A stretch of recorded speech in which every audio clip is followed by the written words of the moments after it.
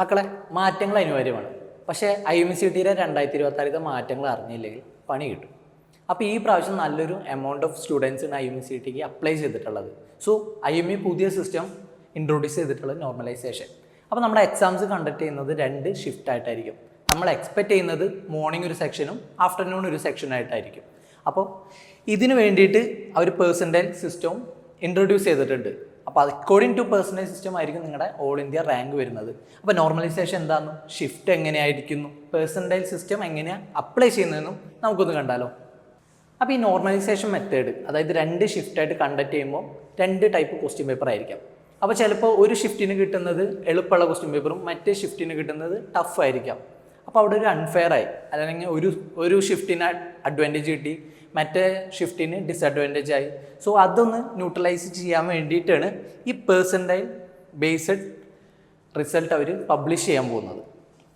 അപ്പോൾ നമ്മുടെ നോർമലി നമ്മളെങ്ങനെ റോ മാർക്കാണ് നമ്മുടെ റാങ്ക് കാൽക്കുലേറ്റ് ചെയ്യാൻ വേണ്ടി യൂസ് ചെയ്തിരുന്നത്. ഈ പ്രാവശ്യം അങ്ങനെയല്ല.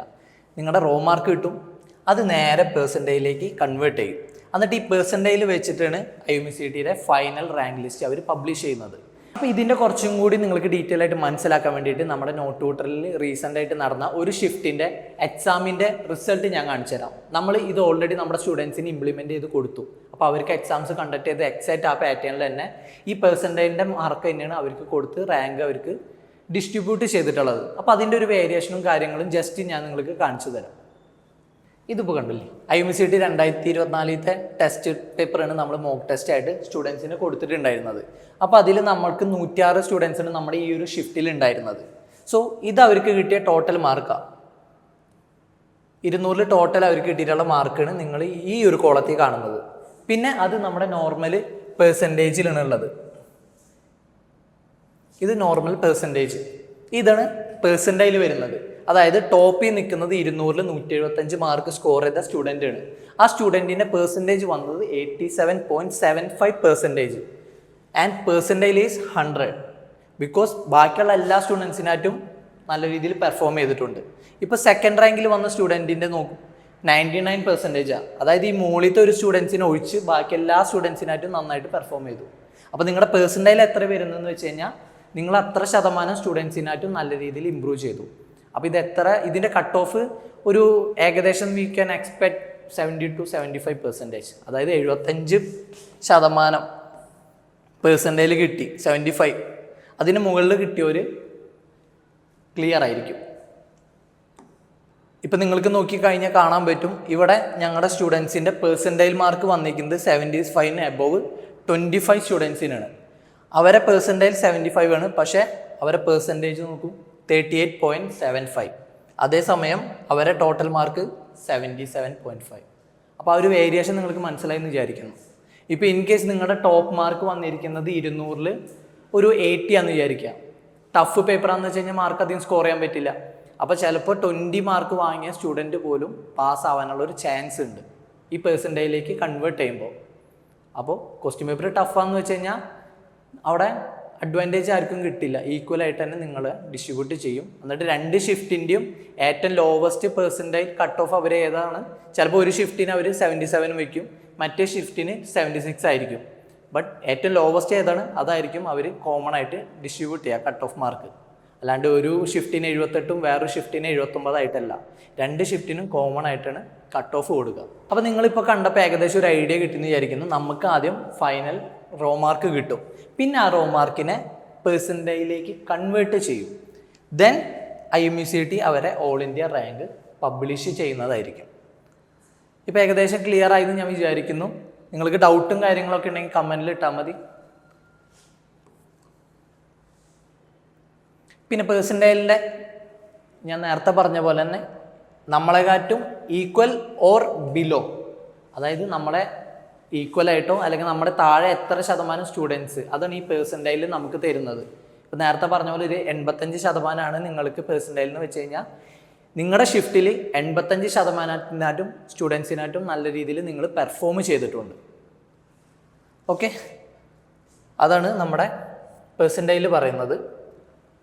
So students divided into 2 shift, exam conducted separately, raw mark calculated, mark converted into percentile.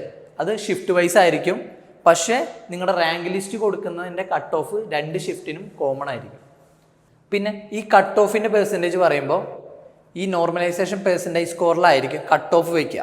അപ്പോൾ ഈ കോമ്പറ്റീഷനും ഡിഫിക്കൽട്ടി ലെവലും ഈ സ്റ്റുഡൻസിൻ്റെയും ഈ അവൈലബിലിറ്റി ഓഫ് സീറ്റിനും ഒക്കെ ഡിപ്പെൻഡ് ചെയ്തിരിക്കും. ഇപ്പോൾ ചിലപ്പോൾ ഒരു ഷിഫ്റ്റിൽ ഞാൻ നേരത്തെ പറഞ്ഞ പോലെ തന്നെ 100 സ്റ്റുഡൻസ് ഉണ്ട്.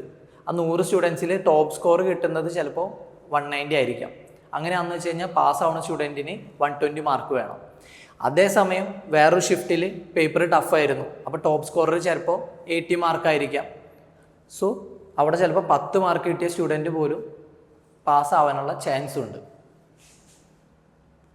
പിന്നെ നിങ്ങളുടെ ഈ റാങ്കിനെ അടിസ്ഥാനമാക്കിയിട്ടായിരിക്കും നിങ്ങൾക്ക് ഫൈനലിൽ സീറ്റ് ആണെങ്കിലും കിട്ടുന്നത്. ഇപ്പോൾ സ്പോൺഷിപ്പ് ക്ലിയർ ആയിട്ടുള്ള സ്റ്റുഡൻസിനാണെങ്കിലും നിങ്ങളെ ഈ റാങ്കിൻ്റെ അടിസ്ഥാനമാക്കിയിട്ടായിരിക്കും നിങ്ങൾക്ക് ഫൈനൽ അഡ്മിഷൻ കോൾ വരുന്നത്. പിന്നെ നമ്മുടെ IMU വ്യക്തമായിട്ട് പറഞ്ഞിട്ടുള്ളതാണ് 7 പോയിന്റ് ഡെസിമൽ, അതായത് 7 ഡെസിമൽ വരെ അവർ പോവും. സപ്പോസ് നമുക്ക് നെഗറ്റീവ് മാർക്കിംഗ് ഉണ്ട്, അപ്പോൾ ഭയങ്കര ഇമ്പോർട്ടൻ്റ് ഉണ്ട് ഓരോ പോയിന്റും. 0.1 ഡെസിമൽ അല്ല, 0.7 ഡെസിമൽ വരെയാണ് വേരിയേഷൻ വരിക. അതായത് 0.7 ഇപ്പോൾ നമുക്കൊരു സ്റ്റുഡൻറ്റിന് 82.4567891, പിന്നെ വേറെ സ്റ്റുഡൻറ്റ് ബിക്ക് 82.4567884. സോ ഈ ലാസ്റ്റ് 2 ഡെസിമൽ മാത്രമേ വേരിയേഷൻ ഉള്ളൂ. പക്ഷേ ഇത് നിങ്ങളുടെ റാങ്ക് ലിസ്റ്റിൽ നല്ലൊരു വേരിയേഷൻ വരാൻ ചാൻസ് ഉണ്ട്. അപ്പോൾ IMU എക്സാക്ട്ലി ക്ലിയർ ചെയ്തിട്ടുണ്ട് 7 ഡെസിമൽ വരെ പോകുന്നു. അപ്പോൾ നമ്മൾ അറിയാത്ത ക്വസ്റ്റ്യൻ ലീവ് ചെയ്യുക.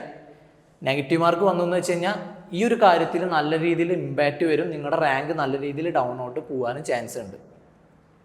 ഇത് tiny difference can decide better റാങ്കിൽ നല്ലൊരു വേരിയേഷൻ ഉണ്ടായിരിക്കും. അതുപോലെ തന്നെ കോളേജസിൻ്റെ അലോട്ട്മെൻറ്റിലാണെങ്കിലും സ്പോൺഷിപ്പിലാണെങ്കിലും നിങ്ങൾക്കത് എഫക്റ്റ് ചെയ്യും. ബിക്കോസ് റാങ്ക് വേരി ചെയ്യും. ചിലപ്പോൾ ടോപ്പ് റാങ്കിൽ വന്നവർക്ക് അവിടെ ഓപ്പർച്യൂണിറ്റി കിട്ടും. അപ്പോൾ മാക്സിമം നെഗറ്റീവ് മാർക്ക് അറ്റൻഡ് ചെയ്യില്ല. നിങ്ങൾക്ക് ഷുവർ ആയിട്ടുള്ള ക്വസ്റ്റ്യൻസ് മാത്രം അറ്റൻഡ് ചെയ്യുക, ഫോക്കസ് ചെയ്യുക. അപ്പോൾ ഒന്നുകൂടി important take way, selection depends on relative performance. അതായത് നിങ്ങളുടെ ഷിഫ്റ്റിൽ നിങ്ങളുടെ റിലേറ്റീവ് പെർഫോമൻസിനെ ഡിപ്പെൻഡ് ചെയ്തിട്ടാണ് ഈ പെർസെൻറ്റൈൽ ത്രൂ അല്ലെങ്കിൽ നോർമലൈസേഷൻ ത്രൂ നിങ്ങളുടെ റാങ്ക് ലിസ്റ്റ് പബ്ലിഷ് ചെയ്യുന്നത്. ടഫ് പേപ്പർ ആണെങ്കിലും നിങ്ങളുടെ ഈ എന്താ പറയുക റിലേറ്റീവ് പെർഫോമൻസിനെ ഡിപ്പെൻഡ് ചെയ്തിട്ടാണ് റാങ്ക് ലിസ്റ്റ് പബ്ലിഷ് ചെയ്യുക. നേരത്തെ പറഞ്ഞ പോലെ തന്നെ ഇപ്പോൾ 200 മാർക്കിൽ നിങ്ങളുടെ ടോപ്പ് വന്നിട്ടുള്ള ഒരു സ്റ്റുഡൻറ്റിന് 90 മാർക്കായിരിക്കാം. So there is a possibility that 10 mark കിട്ടിയ സ്റ്റുഡൻറ്റ് പോലും പാസ്സാവാനുള്ളത്. അതേസമയം വേറെ ഷിഫ്റ്റിൽ ഈസി പേപ്പറാണെന്ന് വിചാരിക്കാം. Top scorer may be 190. അപ്പോൾ 120 സ്കോർ ചെയ്ത സ്റ്റുഡൻറ്റ് പോലും ക്ലിയർ ആവാൻ ചാൻസ് കുറവാണ്. പിന്നെ small decimal difference can affect your all India rank. അത് ഒരിക്കലും മാർക്ക് ചെയ്യരുത്. നിങ്ങൾ ഷുവർ അല്ലാത്ത ക്വസ്റ്റ്യൻസ് ഇഗ്നോർ ചെയ്യുക. സോ ഫൈനലായിട്ട് നമ്മൾ ഒന്നുകൂടി പോകുന്നു. IMCT റാങ്ക് നോർമലൈസേഷൻ പെർസെൻറ്റൈൽ സ്കോറിനെയാണ് ഡിപ്പെൻഡ് ചെയ്യുന്നത്, നോർമൽ റോ മാർക്കിനല്ല. So focus on maximising your performance in your shift. So ഇവിടെ ലക്കും കൂടി മാറ്റർ ചെയ്യും. നിങ്ങൾ ചിലപ്പോൾ സ്ട്രോങ് സ്റ്റുഡൻസിനുള്ള ഷിഫ്റ്റിൽ കിട്ടാം, വീക്ക് സ്റ്റുഡൻസ് ഉള്ള ഷിഫ്റ്റിൽ കിട്ടാം, മേ ബി മിക്സ് ആയിരിക്കാം. സോ ഇത് തന്നെയാണ് നമ്മുടെ മെയിനായിട്ട് ഈ ഒരു നോർമലൈസേഷനിൽ വന്നിട്ടുള്ള ചേഞ്ചസ്. ഇതിന് നമുക്ക് പോസിറ്റീവായിട്ട് എടുക്കാൻ പറ്റും. നോർമലി 70 ഒക്കെയാണ് കട്ട് ഓഫ് വെക്കാൻ പറ്റുക. അപ്പോൾ എക്സാം ടഫായാലും ഇല്ലെങ്കിലും സ്റ്റുഡൻസിന് പോസിബിലിറ്റി ഉണ്ട് ക്ലിയർ ചെയ്യാനുള്ളത്. അപ്പോൾ നമുക്ക് റാങ്ക് വരുമ്പോൾ എല്ലാവർക്കും നല്ല റാങ്ക് ഉണ്ടാവും എന്ന് പ്രതീക്ഷിക്കുന്നു. പ്രിപ്പറേഷനൊക്കെ അടിപൊളിയായിട്ട് പോട്ടെ. അപ്പോൾ എല്ലാവർക്കും ഓൾ ദി ബെസ്റ്റ്. ഇനി കുറച്ച് ദിവസങ്ങളേ ഉള്ളൂ. അപ്പോൾ അടിപൊളിയായിട്ട് തന്നെ അറ്റൻഡ് ചെയ്യുക. All the best my future officers.